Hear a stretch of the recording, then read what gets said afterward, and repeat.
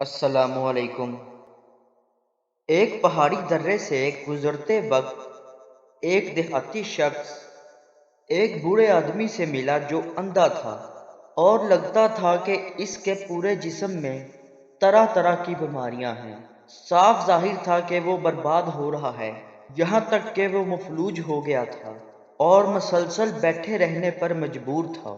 عربی صاف صاف اسے یہ کہتے ہوئے سن سکتا تھا، تمام تعریفیں اللہ کے لیے جس نے مجھے ایسی بیماریوں سے محفوظ رکھا جس سے اس نے اپنی مخلوق میں سے بہت سے لوگوں کو آزمایا، اور اس نے مجھے اپنی مخلوق میں سے بہت سے لوگوں پر فضیلت دی ہے۔ میرے بھائی، عربی نے چیخ کر کہا، تمہیں کس چیز سے بچایا گیا ہے؟ اللہ کی قسم، میرا خیال ہے کہ تم ہر طرح کی بیماری میں مبتلا ہو گئے ہو، مجھ سے دور ہو جاؤ۔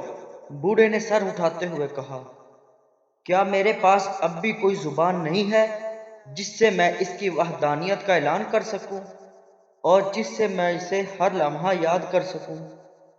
اور کیا میرے پاس دل نہیں ہے جس سے میں اسے جان سکوں؟